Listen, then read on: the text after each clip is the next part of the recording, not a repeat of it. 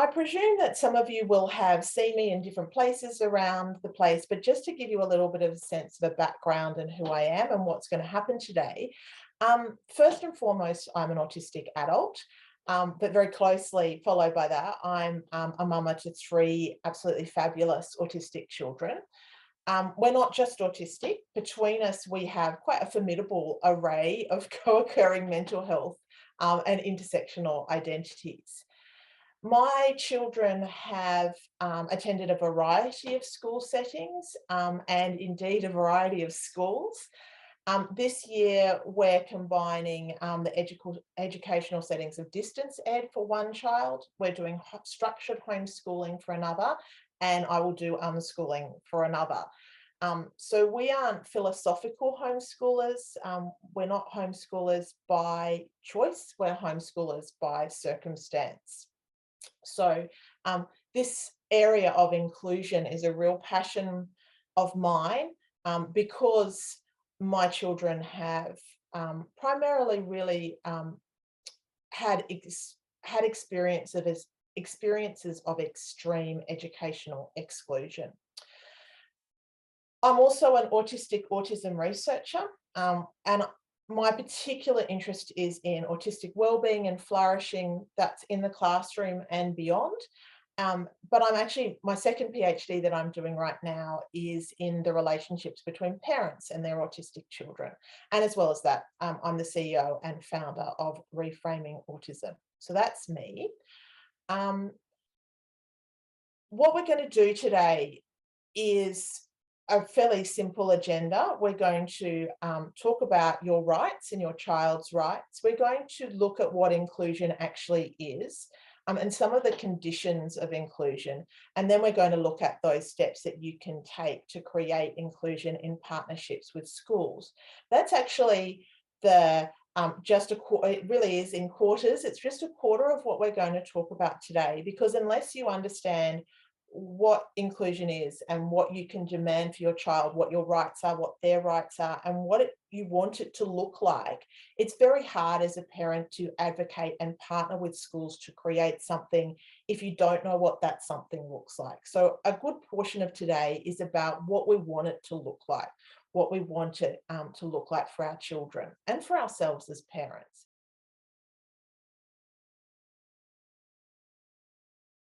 Before we begin discussing what inclusion is, let's establish something from the outset. Inclusion is a human right. It is your child's basic human right to have access to inclusive education. That means that no one, not the Department of Education in your state, not the Australian government, not a principal, not a teacher, no school can deny your child the right to inclusive education for any reason. As I said, I say this as a parent who's withdrawn their children from inclusive schooling or mainstream schooling, because I grew very tired and it was very bad for my mental health and my children's mental health to keep fighting the battles to actually exercise that right. But it is your and your child's right. And as your child's parent or caregiver, you can, of course, advocate for their right to be educated inclusively. And of course, as I said, not that simple. And here I am as a homeschooler, so it's clearly not that simple. But I wanted to begin this masterclass establishing the fact that you can and should demand inclusion for your child. I think very often as parents, we feel really disenfranchised in our educational decisions about our autistic children, that we don't really have valid or many or few or even no choices about what happens to our children. And for us in Australia, I think the inequity of the school catchment kind of scenario means that we have no effective schooling choice. And things like My School, which was meant to help us make better choices about school, and it's administered by ACARA, the Australian Curriculum Assessment and Reporting Authority, and it was meant to support national transparency and accountability and consistent school level data about every school and example. But you can't obviously search my school for what is a genuine inclusive school, or one that's, particularly good with autistic kidlets. You can't search for schools that have a reputation for inclusion. And if by chance you found a school that resonated with you on my school, even if it was geographically local to you, which many of them are not, the reality of catchment areas means that it's highly unlikely that you could access that school without moving house, which isn't feasible for many of us. And really, we have to acknowledge as parents, as a nation, that Australian education by its nature is really not inclusive for autistic children. There are currently just over 520 SSPs, so that's schools for a specific purpose, quaintly known as special schools on my school, and that's across Australia. And we really have put our funding into these sorts of dominant segregated educational models. So I'm speaking from New South Wales, but we call them support classes or aspect satellite classes. But those classes that are specifically for autistic or children with other disabilities, intellectual disability, etc. And those kinds of models are by nature and definition exclusive, not inclusive. And it makes it enormously difficult for us, for parents of autistic children, to feel that we have a real choice in our child's education, or really even a real hope for an inclusive environment for our child.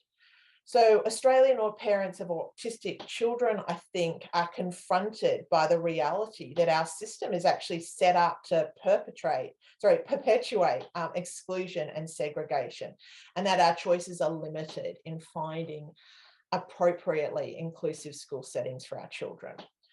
So before we go any further, it's really important that you know what your child's rights are and to know exactly what you can demand and expect from Australian education. So that's where we're going to start. If I can make my, there we go. So I want to start with a UNCRPD. The first thing you should know is that Australia is a signatory to the United Nations Convention on the Rights of Persons with Disability, or the UNCRPD, or just the CRPD often. Basically, what that means is Australia has voluntarily ratified the CRPD and is bound under its articles by international law. We are obliged as a nation to implement its content in our legislation and policy decisions. We don't, but that's the framework under which we as parents can actually demand these sorts of things for our children. We can cite the CRPD because Australia is a voluntary signatory. So what does the CRPD actually say about inclusion and inclusive education? So the first thing, General Comment 4 to Article 24 of the CRPD was adopted in 2016. Now, General Comment 4 built on what was already there in the CRPD that required country signatories to recognise the rights of persons with disabilities to education, and it bound them to ensure an inclusive system at all levels. So this was what used to be there, or that this was as much as it used to be. And in Article 24.2, it goes on to define some of the criteria of inclusive education, which included not being excluded from general education, access to education on an equal basis, and the provision of reasonable accommodations to support education. But I think we probably all know from our own experiences and our children's experiences that not being excluded is not the same as experiencing inclusion. And access to education doesn't dictate its inclusiveness or its quality. Reasonable accommodations. these things are open to interpretation, if for no other reason than who exactly decides what is reasonable? What does reasonable mean? And a good example was when my eldest son was at a Catholic school, we advocated for him to be able to have an assistance dog, with him in the classroom. And they deemed that that was not a reasonable accommodation for that particular school. And it was very hard to get around this sort of very broad sense of what's reasonable and to whom. So what happened was General Comment 4 was provided by the UN to give more specific guidance, because these sorts of criteria were just too broad and they were being taken advantage of. So there's some real highlights in General Comment number 4, which was put out to kind of give us a sense of what does this actually mean in practice. So in paragraph 7, and this is something that, seems to go under the radar a lot, but is really important for us as parents. Autistic children and their families, I'm going to talk about autistic specifically here, but of course the CRPD is about all people with disabilities, not only autistic people. But in paragraph 7, it talks about the fact that autistic children and their families are partners, not merely recipients of education. So we should be active partners in our children's education, and our children should be active partners in their own education. And in paragraph 70, some ways on, this idea is expanded, and it says that parents and caregivers can serve as partners in the development and implementation of learning programs, including individualised education plans. But note that it's not just individualised education plans. So we should be able to be partners in the development and implementation of learning programs. It goes on to say that we, parents, can play a significant role in advising and supporting teachers in provision of support to individual students. So that dictates the fact that we have a right to have a role, to have an active partnership in our children's education. And never forget that, because it gives us a great deal of power. In paragraph 9, the CRPD requires a transformation in culture, policy and practice to realise genuinely inclusive education, and to dismantle, it says, or eliminate the barriers to achieving inclusion. In paragraph 11, it distinguishes between exclusion, segregation and integration, and it distinguishes those things, exclusion, segregation, integration, from inclusion. And I'll return to that kind of concept presently, so I'm not going to go into any more detail here, but just keep that it does distinguish between those modes of education. Paragraph 11 defines inclusion as involving a process of systemic reform, embodying changes and modifications in the content that's being taught, in the teaching methods, in the approaches, in the structures, in the strategies of education to overcome any barriers, with a vision serving to provide all students of a relevant age range with an equitable and participatory learning experience and environment. So these are really strong words that talk about us and our children as participants in their education, not just recipients of education, that talk about our role in actually being a part of educating our children, that we're not sidelined and taken off in the hopes that somebody else, will educate our children, that we have a role to play here. In paragraph 12, the CRPD actually then talks about 9 core features that make up inclusive education. And it says there should be a whole systems approach. So all levels of government, both federal and state in Australia, all levels of policy must embed the principles of inclusive education in their approach. Now, most of us, I think, around Australia would stop at that point and go, well, we haven't achieved that. We're a long way from that one. But nevertheless, that's part of a core feature. The whole education environment. So inclusion starts from the top, and our educational leaders must embed the culture of inclusion into all of the schools. So that's more like, a department level. It needs also a whole person approach. So a right to it talks about the right to flexible curricula, flexible pedagogy, personalized responses, and a presumption of competence. And that's a really important one. So we'll come back to that as well. It talks about supported teachers. So appropriate training and education for teachers and their support staff. And I've just been doing some other research on education from a teacher's point of view. And when you look at the research, and this is globally, not just in Australia, but the one thing that makes a difference to teachers, or the one thing that they feel that they don't have that would actually make a difference to their provision of inclusive education to autistic children, is that they don't know about autism. They do not receive enough specific training and specific support for autistic children. They just don't know about it enough to provide knowledgeable, informed education. So that's something that we really need to do to support our teachers. It also dictates a respect of and value of diversity, respect for and value of diversity. So really what it's talking about is providing environments which ensure a safe, supported, stimulating context for self-expression. And that's particularly important for our little people or our bigger people who are going to have these intersectional identities. They might be LGBTQIA+.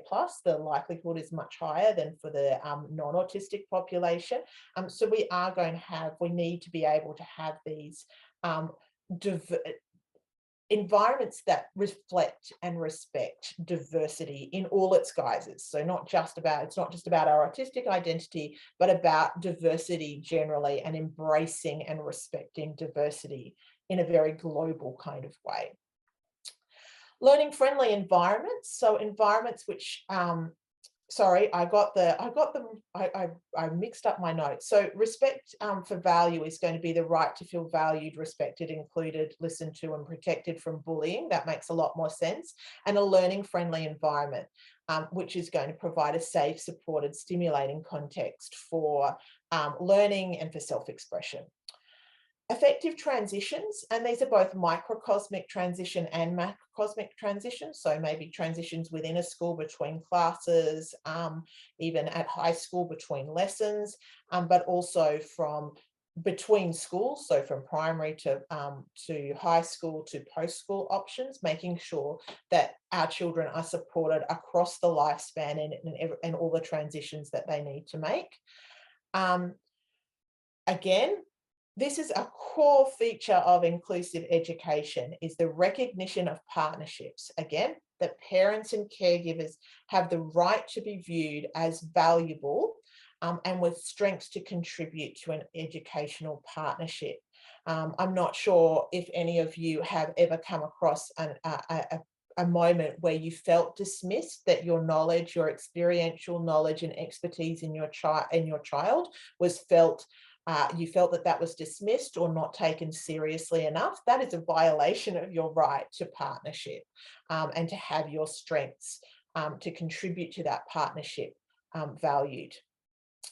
And the last thing is monitoring. So basically we have to keep looking and making sure that if we claim to inclusion, that it's actually inclusive, it's not tokenistic or superficial. So as you can see, it's really a very important sort of framework for us to understand and to read. So in paragraph 25, the CRPD dictates that inclusive education will apply UDL, or Universal Design for Learning, and that approach. And again, I'm going to return to that later. In paragraph 33, It talks about things like in-classroom support measures, like a teacher's aid, for example, that these have the potential to contribute to marginalisation of our children. So in fact, we have to think about how aids are used as to strengthen opportunities for inclusion, not to contribute to the marginalisation of our children. And I'm just watching the rain here in Port Macquarie start to bucket down and thinking that I put out washing this morning and that's going to really, that's not good for my washing. Never mind. Paragraph 34 requires that children with complex communication needs, so that is children who don't use speech as their primary form of communication, that they are able to express themselves and learn using alternative or augmentative communication, so AAC. So that dictates the right for our children to use their AAC of choice in an inclusive classroom.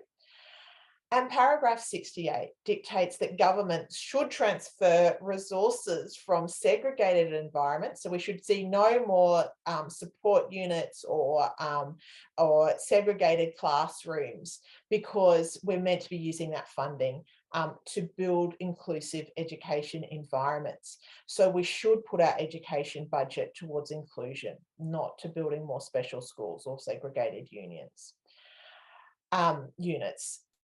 Essentially, to deny an autistic child access to this kind of inclusive education, the kind of inclusive education that the CRPD talks about, that constitutes discrimination against that child. So probably your first job after this masterclass is to go and read the UNCRPD, particularly Article 24 and particularly General Comment 4, because that's going to give you that human rights base, the righteous fight inside you, that you have the right to demand. Your child has the basic human right to demand inclusive education. And I know this is about partnerships, but sometimes knowing that we have the right to ask for things, that we're not being that painful parent. And I say that as the painful parent that teachers ran away from whenever they saw me. You know, we have the right to demand this. That's part of our making partnerships with school, is knowing our rights, knowing our children's rights. The other document you should be thoroughly acquainted with before you start back at school is the Disability Standards for Education 2005, or the DSE. Basically, the DSE is a specific Australian educational statement which accompanies the Federal Disability Discrimination Act, the DDA of 1992. The DDA broadly makes it illegal to discriminate against a person on the basis of their disability in the area of education. So that's its broad comment. But the DSE, the Disability Standards for Education, clarifies or tries to make some attempt to clarify the obligations of educational institutions and what the rights of people with disabilities are. That's what it's meant to do. But what you'll see is, if you do come to read the DSE, much of what it says is framed around, again, this kind of reasonable adjustments, with little guidance on what is reasonable and in whose eyes it is considered to be reasonable. So what we consider to be a reasonable accommodation in our eyes as parents is not necessarily aligned to what a school might see as reasonable. And who decides what's reasonable? Usually it's the department rather than us as parents. So we've established that your child has the right to inclusive education, but I think it's time to take a much closer look at that word and some other key terms that you're going to come across when you're looking at inclusion. So what I want to do next is really answer the question, what is inclusion? So let's start with what actually inclusion is not. And inclusion is not, especially in Australia, synonymous with or a given within a mainstream education. So just because your child is in a mainstream educational environment doesn't mean they're in an inclusive or inclusion, they're experiencing inclusion. And as I said before, mainstream education is not necessarily, and in Australia, it's very rarely genuinely inclusive, I would say.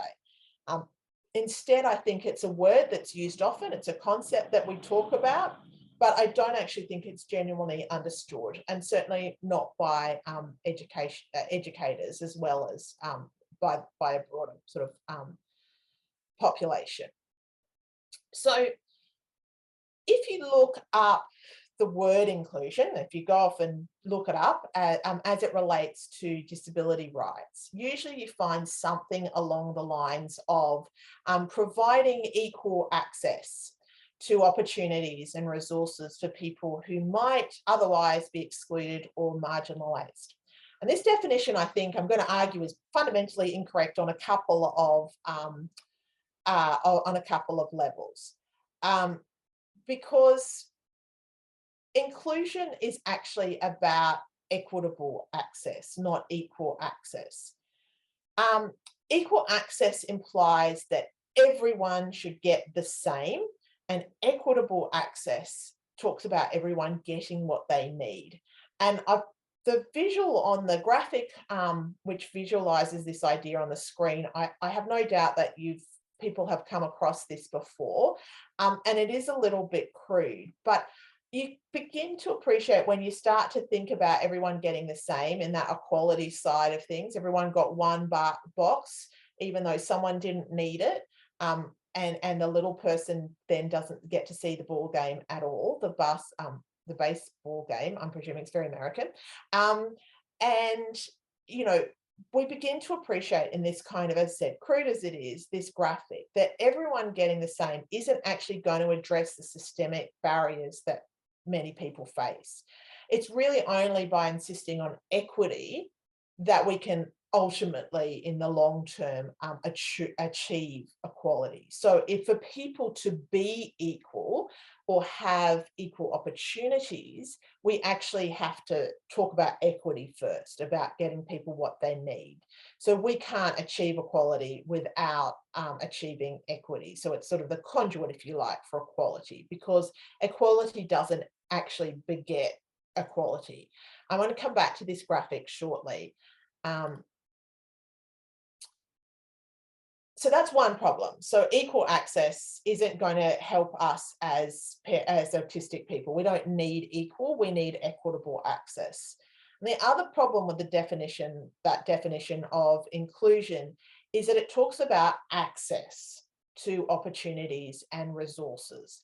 And this idea of access is really limited and very passive compared to what we need, to do. So this is how this kind of inclusion, if you're calling, access inclusion, this is how it's often visualized. And again, I'm sure you've seen something similar to this before.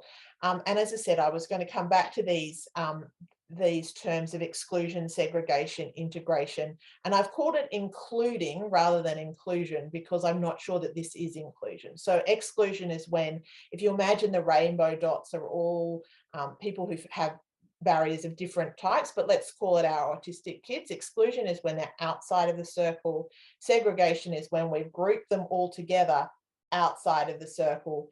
Integration is where we've moved their circle inside the bigger circle, but they're still not part of the rest of the green dots. And including is when we start to disperse those rainbow dots in among the green dots. My argument is that that's not inclusion. That last one, that in what I've labeled including, where the rainbow dots and the green dots are all together, isn't a vision of inclusion. Actually, what it is, it's simply not having barriers that exclude. It captures an action of including, but not the genuine achievement of inclusion. So whenever you feel, and as an autistic adult, I was talking to I was doing a guest lecture on social inclusion the other day, and one of the points I made was, if you feel inclusion, you actually feel this kind of supportive energy and active commitment to not just you being there, but being involved, being welcome, feeling belonging. So inclusion for me is much more than simply being allowed within the circle, allowed to mix with others within the circle. It actually requires an active facilitating of all people to feel welcome and to belong. And so welcome and belonging are really important terms for our kids. They need to feel welcome and they need to feel belonging in order to experience inclusion. And I think that's something that we're really missing. So what about this? This is another option.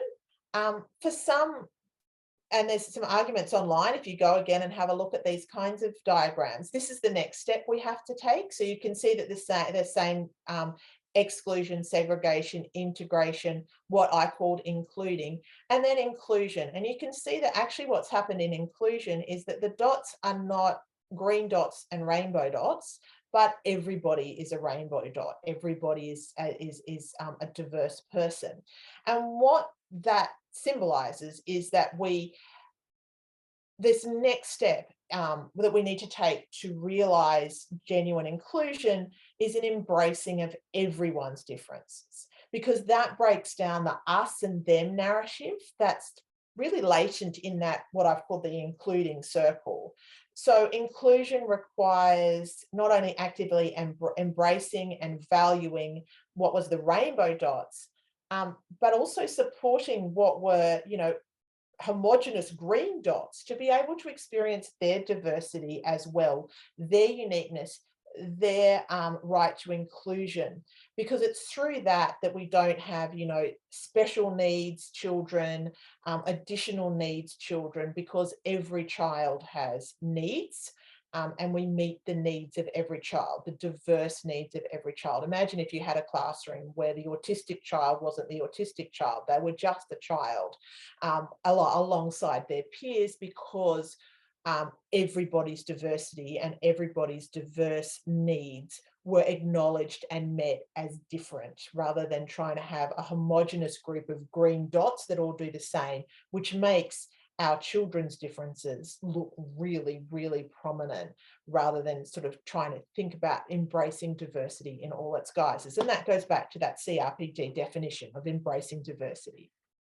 So I think it's one of the ingredients that's missing in many current discussions about inclusion, is that we have to really understand that inclusion and diversity intersect.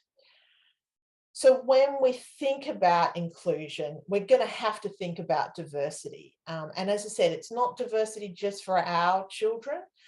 It's diversity in all its guises, in all its forms, because inclusion occurs when diversity is embraced as the norm.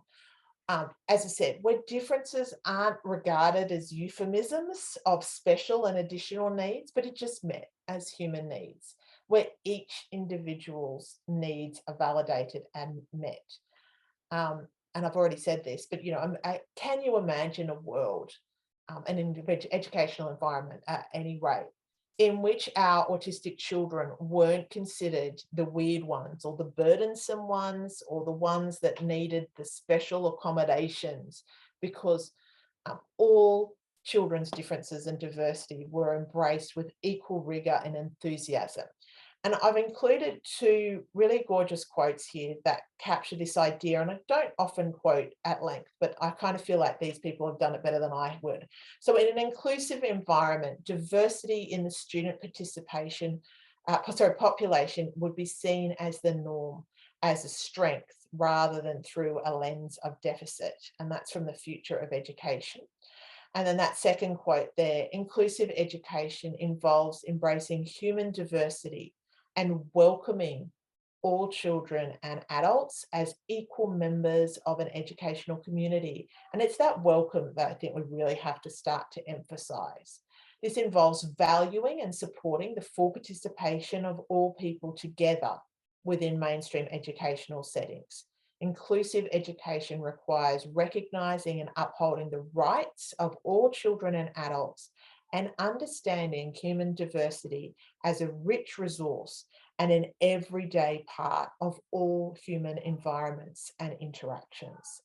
And gosh, that sounds good to me, to be honest. That's what I would like my children to be able to be educated in that kind of environment. So let's take as one of the inalienable foundations of inclusion this kind of idea that acknowledging that inclusion rests on a philosophical basis of normalizing differences and diversity. So everybody is different, everybody is diverse, and then embracing and valuing and welcoming the rich diversity that exists within humanity. So for me, any definition of inclusion has to acknowledge equity, active involvement, and that belonging that comes from having your unique presence valued. And that's what the cornerstones are going to be. And if we can kind of start to try and build this with our schools, equity, what they need, active involvement so that we are active, the teachers are active, our children are active in their own educational journey, and having their unique presence valued and welcomed, because all diversity is valued and welcome. We're going to come to a much happier, safer space for educating our children. And I know this is all very philosophical and high level, but I just want to challenge you to think about inclusion just a little bit more deeply again. Because when we start to think about this, it becomes quite emancipatory, this kind of inclusion. Part of the reason I use the word emancipatory and as a way to describe inclusion is because the word we use now, inclusion, has been diluted to just mean that including. And I don't think that captures what inclusive education is all about. So if we could use this term emancipatory inclusion, it's going to capture a lot of the real essence of inclusion that's been lost as we've kind of conflated this idea of including with this idea of inclusion. What makes inclusion emancipatory? Well, it's emancipatory when we start to see that all of those elements of inclusion actually build individual liberty and autonomy. And you can think about liberty in many ways, and I know it's not a term we use very often, but liberty can be that we are free to do things. We're free to explore ourselves, express ourselves, be who we are, be intact, be autistic and authentic. And it's also liberty in the other way that we are free from impediment and coercion and interference. So we're free from other people trying to put ideas on us, and that builds our autonomy.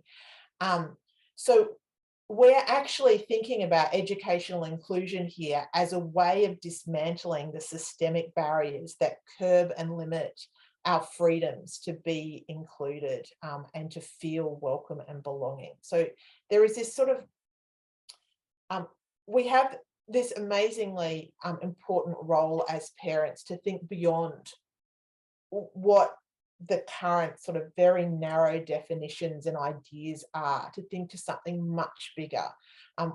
We are often incredibly successful advocates for our children, so we need to make sure that we have the highest kind of ideals, and we want our children to be autonomous and to experience that sort of emancipation, that they're free to explore themselves and to be who they are, and they're free from other kinds of outside influences that would make them less than or different to who they actually are as autistic individuals. So if you return to, our equity, our equality and our equity graphic, we've talked about inclusion requiring equity, but if we talk about inclusion as emancipatory, then it's going to give this kind of sense of liberation. And again, crude graphic, but not the liberation necessarily of watching the baseball game, but of access to the highest quality, most meaningful and relevant education for all children, including our autistic children. Basically, as parents, we need to settle for nothing less than breaking down those barriers of accessibility that make school so often inaccessible and often quite torturous for our autistic children. And it's because through this kind of liberation in education that our children in after school, post school, will have political and financial and social inclusion. So this is setting them up for experiencing inclusion in the rest of their lives. And I think one of the things that, and it may just be me, but one of the things that I noticed as I went on in my advocacy journey for my children was that my expectations got lower and lower. My expectation, by the time I pulled my children out of school, my expectation was simply that I just didn't want the school to harm them any more than it already had.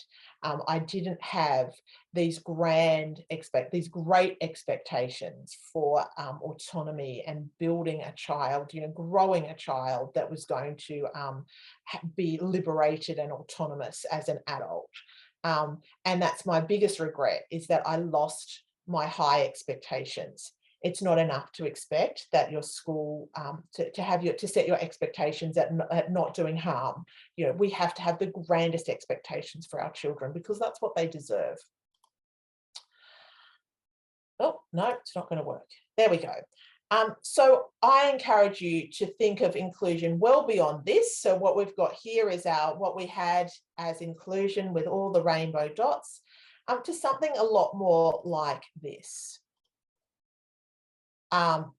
What if we had this ideal of inclusion which celebrated the unique diversity of every child, so that every child's needs and differences were embraced and respected, so that every child's needs and differences were normalized as just human needs? And I think that's kind of where we want to take our educational system.